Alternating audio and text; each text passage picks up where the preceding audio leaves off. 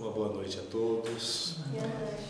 Todos os nossos amigos e irmãos que estão nos seus lares, no trabalho, nas suas atividades e que não estão presentes aqui conosco, aos irmãos encarnados, né, que se fazem aqui presentes, e aos desencarnados que também estão participando junto a nós em mais este momento de aprendizado, de interiorização, né, que é uma dádiva. Somente a partir do Evangelho de Jesus, né, nós conseguimos, né, ter este acolhimento na sua plenitude. Né? Então, antes de mais nada, vamos fazer como Jesus nos ensinou, elevando o nosso pensamento a Deus, pedindo as suas bênçãos para a nossa reunião de mais esta noite. E assim a todos os nossos amigos e irmãos, aqueles que desejarem, podem cerrar os seus olhos, para que nós possamos sintonizar melhor com Deus, para que nós possamos seguir melhor na sua direção.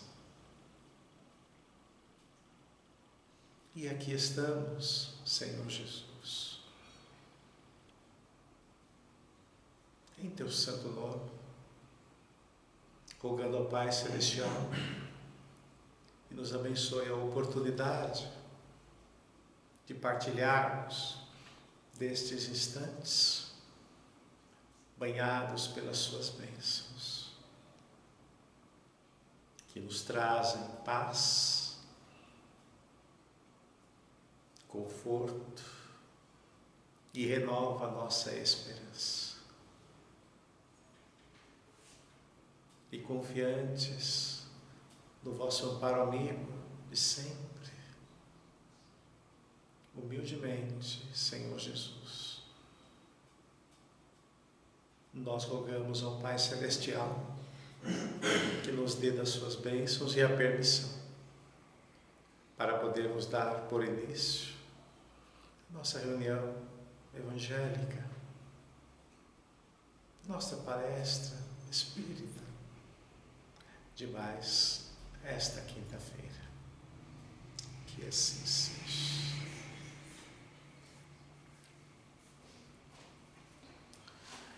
Pois então, meus amigos, hoje nós vamos falar sobre flagelos destruidores. Uma passagem que nós podemos encontrar, né, no ensino de Allan Kardec, e é muito interessante, né? E Kardec, quando ele codifica a doutrina espírita, e codificar a doutrina espírita significa o quê? Né? Ele pegou o pensamento dos espíritos, aquilo que os espíritos estavam apresentando como ensinamentos, né? E ele deu um corpo a isto.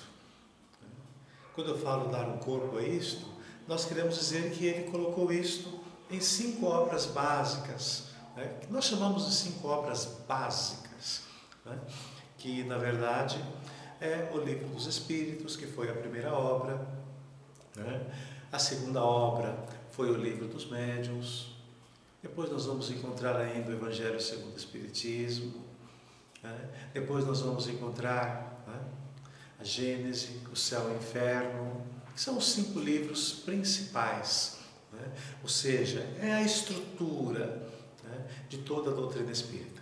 E nós iremos encontrar ainda, né, outras obras que também são de Allan Kardec, né, e com especial destaque para a Revista Espírita e também o livro O que é o Espiritismo. Então, se nós pegarmos, né, todo esse conjunto de livros, nós iremos verificar o pensamento dos espíritos e os ensinamentos que eles traziam através da sua palavra.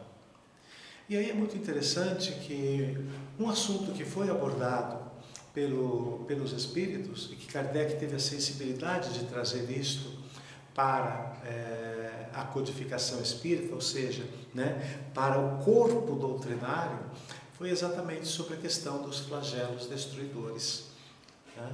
Qual é a visão que normalmente nós temos, né? Quando a gente ouve falar, né, um flagelo destruidor? Né?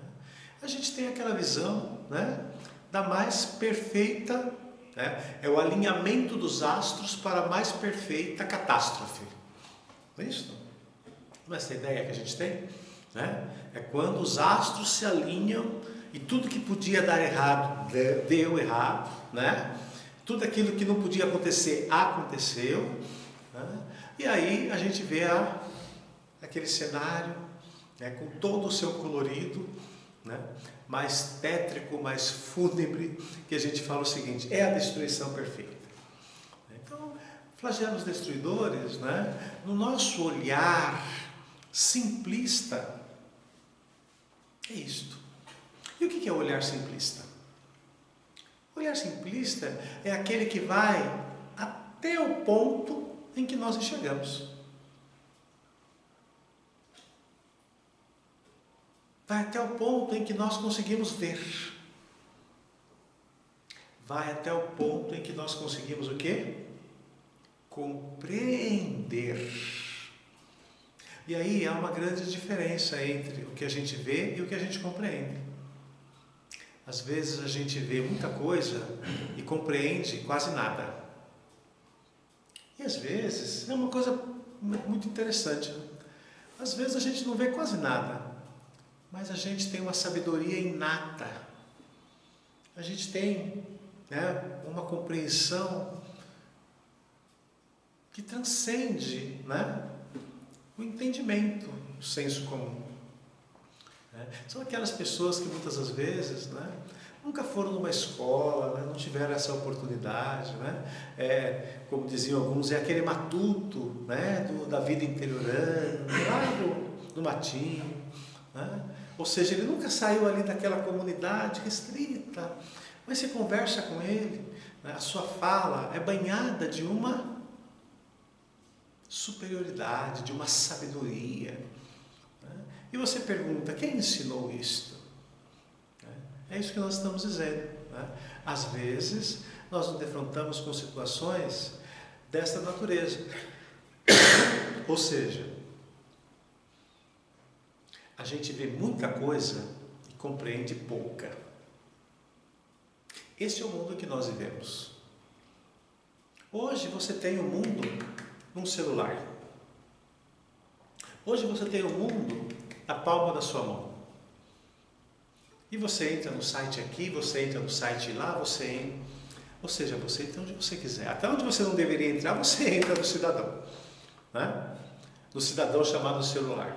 Ou seja, você tem um acesso absurdo de informações. E é um acesso tão grande de informações que, acreditem, muita gente está ficando doente por causa disto. Hoje já existem alguns estudos na área médica voltados particularmente para o quê? Para o excesso de informação e as decorrências, né, ou as enfermidades, né, que já começam a surgir aí no universo das coletividades. Ou seja, confirma aquilo que nós estamos querendo dizer. Hoje nós temos acesso a muita informação, portanto a gente vê muita coisa, mas nem sempre compreendemos tudo aquilo que nós vemos. E por que acontece isso? Porque para compreender não basta ver. É isso que a doutrina espírita, né, provoca a partir do momento que ela é apresentada para a humanidade, né, no século XIX. Ela abre o nosso olhar, transcendendo o nosso horizonte. Se nós víamos até ali, a doutrina espírita rasga o véu e nos permite que a gente consiga enxergar além. Se nós víamos até aqui, a doutrina espírita rasga esse véu e permite que a gente possa ver esse universo infinito da criação. E quando a doutrina espírita faz isto, ela rasga este véu e nos permite enxergar além do que víamos, ela nos permitiu enxergar o mundo espiritual. Ela nos permitiu compreender quem são os espíritos. Ela nos permitiu compreender a relação que nós temos com os espíritos. Ela nos permitiu entender que nós estamos aqui hoje num corpo de carne, mas a nossa criação não é o produto da relação entre nossos pais. Porque os nossos pais nos proporcionaram o corpo, a geração do corpo que nós utilizamos. Mas a alma, o espírito, não foi gerado pelos nossos pais. A doutrina espírita nos permitiu entender que antes de nós chegarmos aqui, nós já vivemos no passado. Já tivemos outras encarnações. E nessas encarnações nós tivemos nossas construções.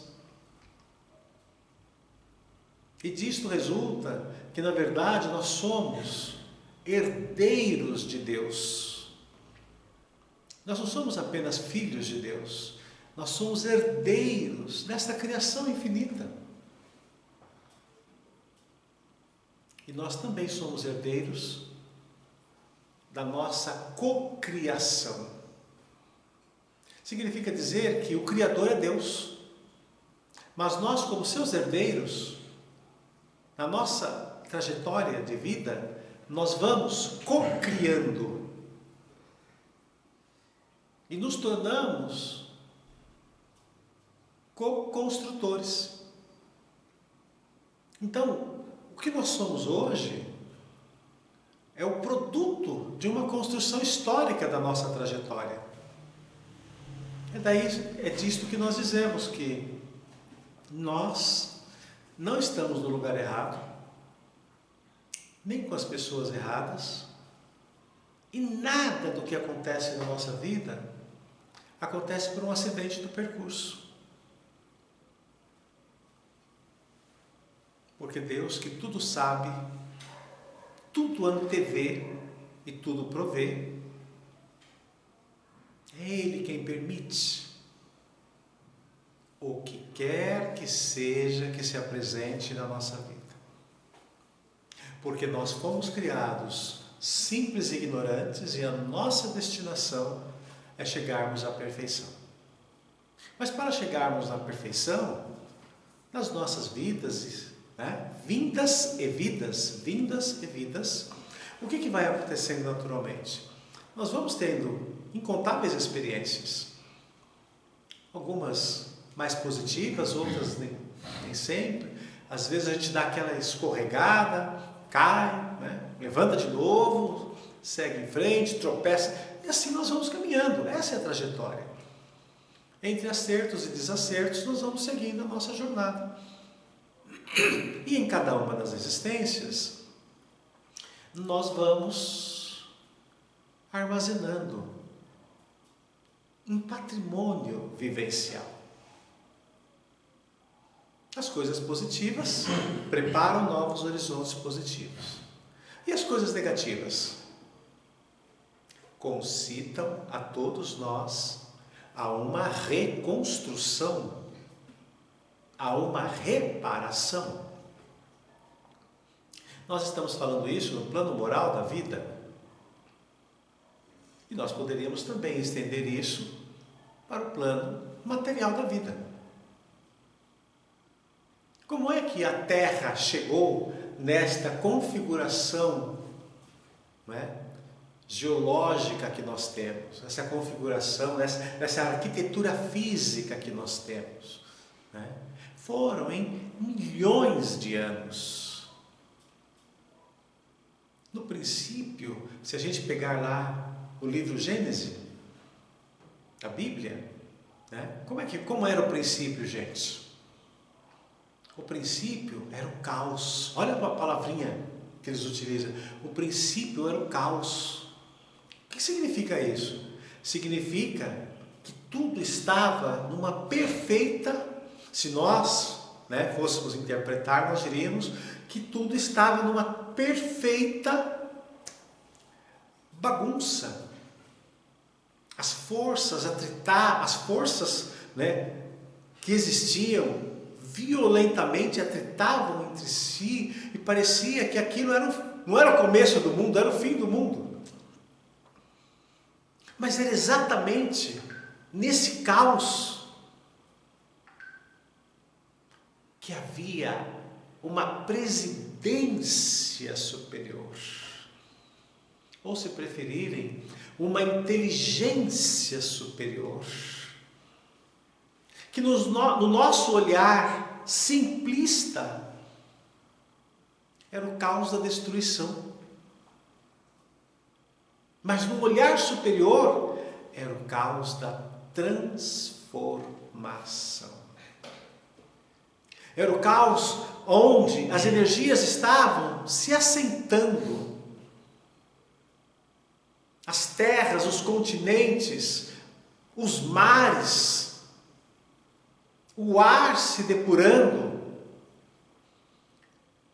e tudo se movimentando ao mesmo tempo, com o objetivo de proporcionar as condições para que houvesse vida na Terra. E depois de alguns bilhões de anos, surge a possibilidade das primeiras espécies viventes, e outros bilhões de anos para que essas espécies viventes fossem também se desenvolvendo, as terras ficando onde tinham que ficar, as águas ficando onde tinham que ficar, proporcionando condições para que houvesse a vegetação e as espécies viventes. A maioria delas que nós não temos, ou melhor, que nós só sabemos da história. Aqueles animais pré-históricos. Vocês já imaginaram? Vamos imaginar nós, vivendo no meio daqueles animais monstruosos, gigantescos, tudo ao seu tempo. E naturalmente foram acontecendo efeitos geológicos, climáticos, que acabou fazendo com o quê? Com que várias espécies desaparecessem. E abrisse espaço para que surgissem novas espécies. Então, daquele caos aparente que nós víamos, no princípio de tudo, ele era um caos proposital. Para que, ou melhor, ensejando as condições das necessárias transformações para que nós, espíritos, pudéssemos tomar um corpo de carne e estarmos aqui na Terra como estamos hoje. Os vulcões que tinham que explodir com aquela força monumental foram explodindo, espalhando, não apenas espalhando as suas larvas, mas também preparando os terrenos, dando a conformação que os territórios precisariam, e tudo passando por aquela palavrinha que nós dissemos há pouco, o caos. Por isso dizíamos que no nosso olhar simplista, que vai até onde nós conseguimos ver, o caos é a destruição. É tudo de pior que poderia acontecer, é o caos. Mas quando nós aplicamos um olhar espiritual a tudo isto, nós vemos que, na verdade, aonde nós enxergamos como caos, o que nós temos é exatamente uma ferramenta de transformação. E essa ferramenta de transformação pode ser uma ferramenta material e ela pode ser uma ferramenta moral também. Vejamos, por exemplo, meus amigos, estamos aí algumas poucas horas, poucos dias, né, daquela catástrofe que se abateu lá no Oriente, particularmente ali na região da divisa entre a Síria e a Turquia. Mais de 5.000 prédios desabaram. Milhares de pessoas mortas, soterradas, ninguém sabe ainda em que condição. E aí você está na sua casa, você liga, passa para um canal, ou vai no seu celular, e você vê aquelas cenas. Qual é o olhar que você tem? Aquilo é o fim do mundo. É o caos perfeito. Muitos às vezes até se perguntam, mas onde está Deus?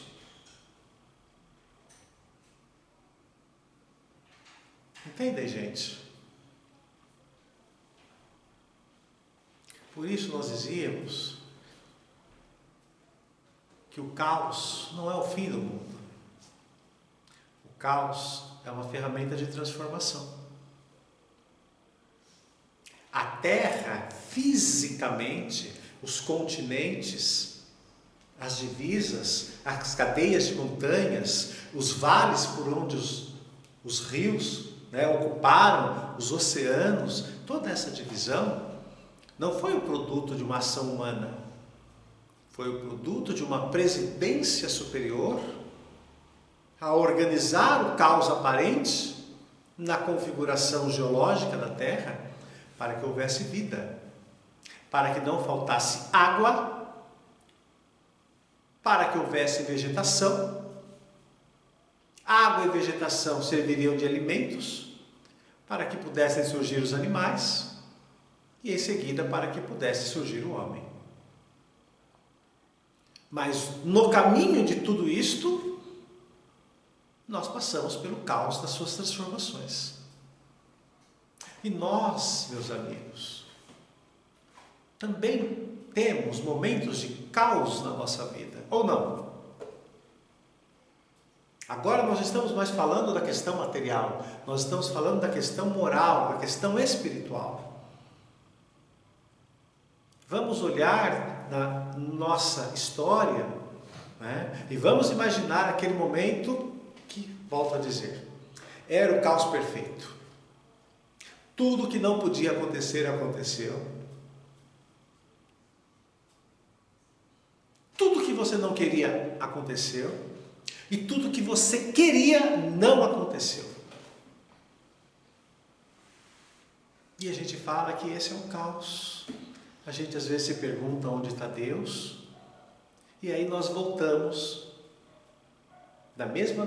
e aplicamos a analogia para dizer, o mesmo caos perfeito que proporcionou as condições exatas para que pudesse haver vida na Terra, é o mesmo caos, meus amigos, que por vezes se abate na nossa história e nos posiciona exatamente no lugar, na forma, na hora, para que nós possamos fazer certos movimentos de transformação, tirando-nos daquela zona de conforto em que a gente se situa e que a gente não progride mais. É como se nós estivéssemos parados no tempo e no espaço. E a vida, por vezes, traz certos chacoalhões, e eles, na verdade, são alavancas para o nosso melhoramento, porque eles estimulam a nossa inteligência, eles forçam a nossa vontade. E quando a gente aplica a inteligência estimulada pela vontade, é que a gente muda a nossa vida. Sem mudança, meus amigos, não há progresso. Sem mudança, há estagnação. E nós não fomos criados para viver estagnados. Nós fomos criados para progredir incessantemente e chegarmos à perfeição.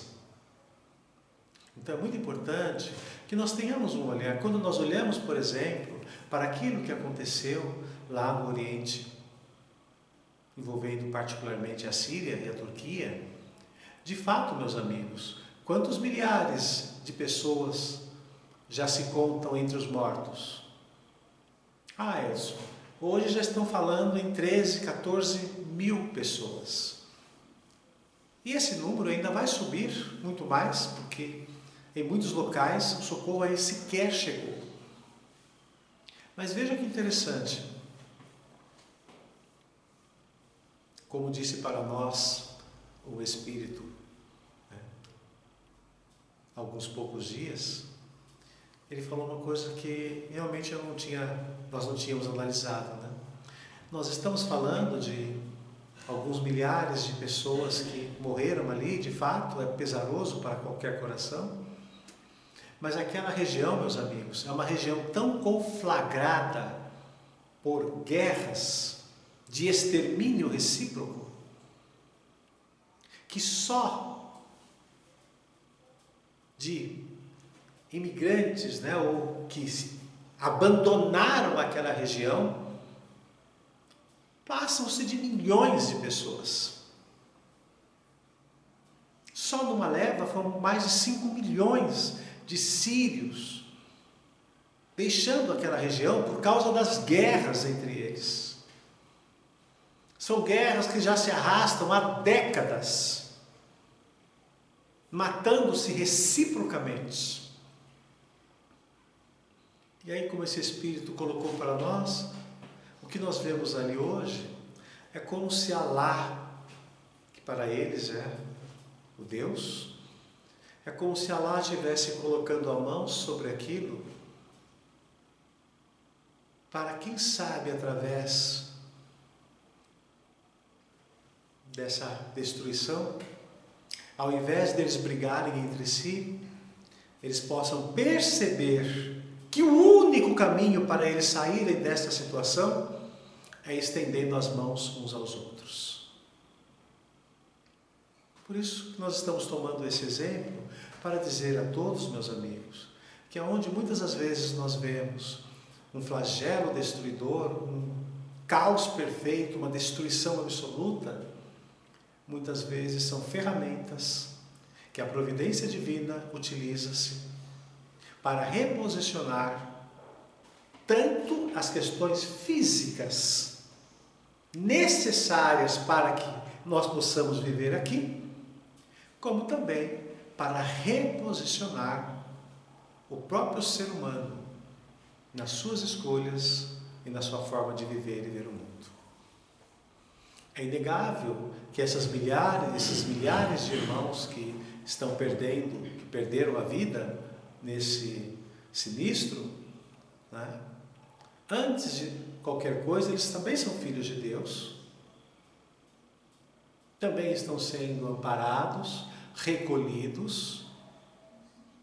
Larga faixa de equipes trabalhadoras, irmãos socorristas desencarnados, estão auxiliando tanto a quem desencarnou, quanto aos familiares que ficaram.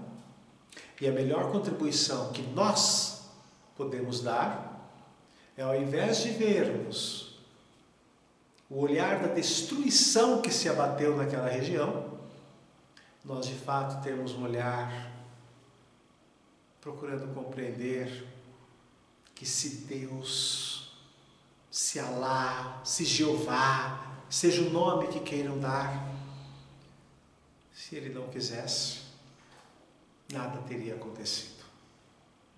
E se aconteceu então, meus amigos? Se aconteceu, é porque de alguma forma Deus, através desta aquela situação está vendo uma grande oportunidade para nos auxiliar no nosso progresso, trazendo as lições que todos nós necessitamos. Então é muito importante, né, que nós possamos olhar para aquilo que aconteceu na Síria, na Turquia, né, não como olhar de um mal. Vamos olhar, né, com o olhar da compaixão que Deus tem, usando dos recursos que se façam necessários para reposicionar os seus filhos no caminho da sua evolução e do seu progresso. Então, quando nós orarmos nas nossas orações, né, vamos pedir, né, vamos enxergar, vamos procurar olhar para aquele lugar, né, vendo não o símbolo da morte ali, mas vendo as equipes espirituais trabalhando, socorrendo, né, a quem desencarnou, aos que estão ali, os familiares que estão ali, entendeu? Que precisam também de serem acolhidos, né? Vamos ter esse olhar de superioridade, esse olhar de compreensão. E olhar de compreensão que nos permita ir além do que apenas vermos um terremoto, o desabamento das edificações e o soterramento das pessoas. Isto é fácil qualquer um ver, ok, gente?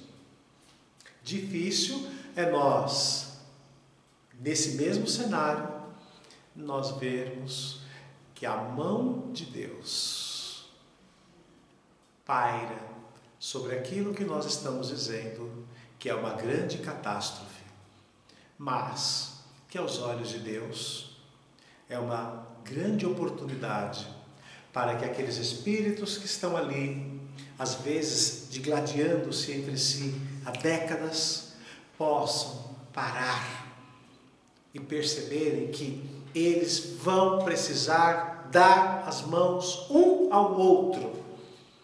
E é uma grande oportunidade para que nós, que estamos aqui no Ocidente, e muitas das vezes viramos as costas para o que acontece no Oriente, porque não diz respeito a nós, e a gente lava as nossas mãos, a gente possa se lembrar que os nossos irmãos sírios, turcos, afegãos, estão passando por aquelas situações e que, por um sentimento de humanidade, cabe a todos nós, pelo menos, tê-los nas nossas orações e nas nossas preces.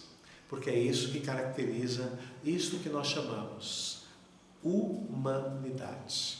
Uma mesma humanidade em que todos nós somos filhos de Deus.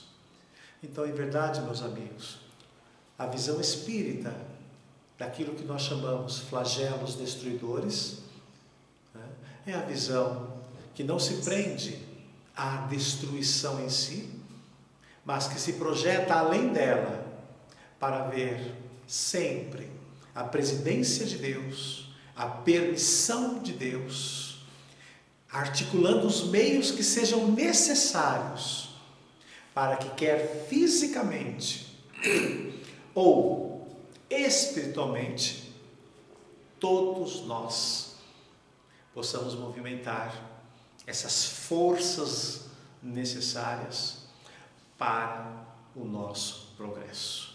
Que Jesus abençoe a todos. Vamos fazer a nossa prece de encerramento. E assim, meus amigos e irmãos, como não poderia deixar de ser, vamos oferecer a nossa prece de hoje para os nossos irmãos sírios, para os nossos irmãos turcos e para tantos outros irmãos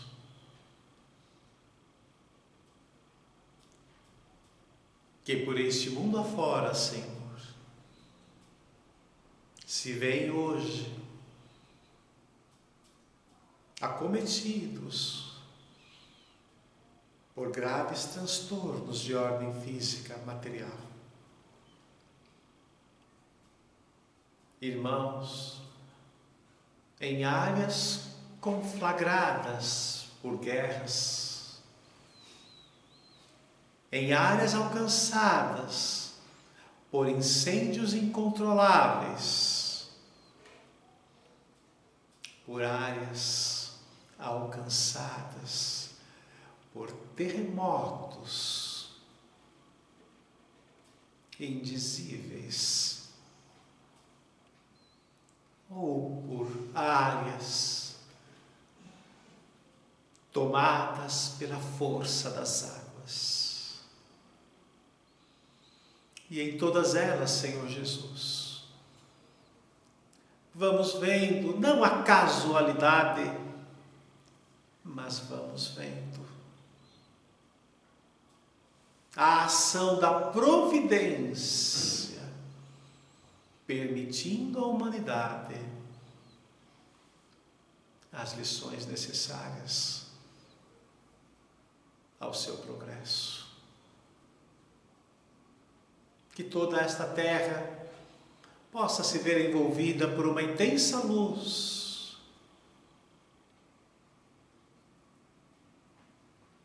com a potência de um sol infinito, Senhor, em que mãos amigas da espiritualidade, anjos benditos da vossa seara, descem à terra em socorro de todos, encarnados e desencarnados.